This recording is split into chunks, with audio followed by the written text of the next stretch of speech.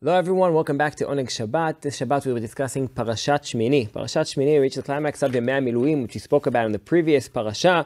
After all the preparations, on the 8th day, Hashem shows his Shekhinah in fire, as we've spoken about in the past. And then a tragedy strikes. פרק י' פסוק א', ויקחו בני אהרון נדב ואביהו איש מחתתו, ויתנו בהן אש, וישימו עליה קטורת, ויקראו לפני אדוני אש זרה, אשר לא ציווה אותם. So Nadav and Avihu take the Ktoret, ותצא אש מלפני אדוני, ותאכל אותם, וימותו לפני אדוני. So we see the punishment for what they did with the Ktoret to the fact that Hashem kills them inside Bet HaMikdash. Now, the idea of a Ktoret being given at the wrong time is something that we find many places in Tanach. I want to show 3 different places that we find in Nadav and Avihu and 2 more where we find the Ktoret being given at the wrong time. Then we'll try to understand why this is something so severe. The first time we said is Nadav and Avihu. The second time we see the Ktoret being given at the wrong time and tragedy striking is in the days of Korach. When Korach comes and fights against Moshe and Aharon, the battle there splits into a few different battles. One of the battles that Aharon has is against the 250 people. 250 people are debating who is the Kadosh. So Moshe says, do the following. קחו לכם מחתות כוח וקוד דתו. This is פרק ט"ז in ספר במדבר, פסוק זין, ותנו בהן אש, ושימו עליהן קטורת, לפני אדוני מחר, והאיש אשר יבחר אדוני הוא הקדוש, רב לכם בני לוי. Which means the point here is for they will all give the Ktoret.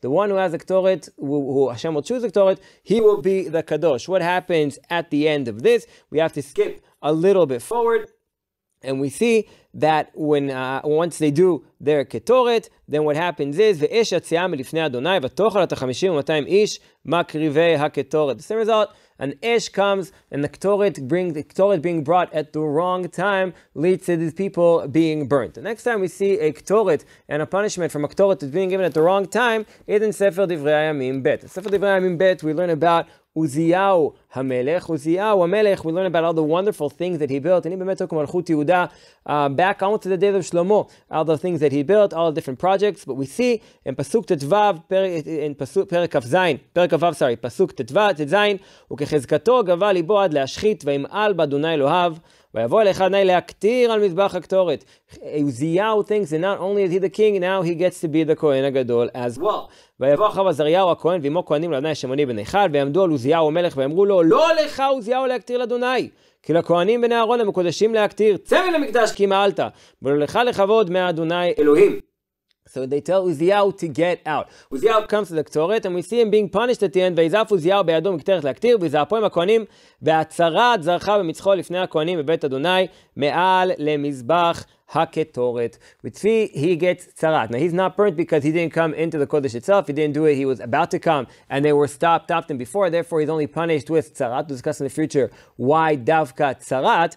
But b'chol mikra, we see here 3 times that people bring the Ktoret at the wrong time, and that causes punishment. We see it the days of Nadav and Avihu, we see it in Adat Korach, and we see it once again here in Uziyahu. What's the deal with this Ktoret, and why do people try to bring it, and why are they punished for it? I think to understand that, we have to ask another question, and that is at the end of Parashat Tetzaveh, we find that after all of the tzivui of the Mishkan, most of the tzivui of the kelim of the Mishkan we'll find in Parashat Truma. Parashat Tetzaveh speaks about the Gadim of the Kohen HaGadol. Other than one, we see מזבח הקטורת in פרק למד. In the end of פרשת תצווה, ועשית מזבח מקטר קטורת, עצי שיטים תעשה אותו.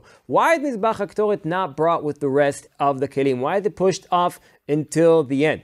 Rabbi had an interesting explanation about this. He claims that the idea of the Ktoret is the exact opposite of the other kelim. The other kelim are meant to bring man and Hashem closer together, to cause intimacy. Whereas the Ktoret is meant to do the exact opposite.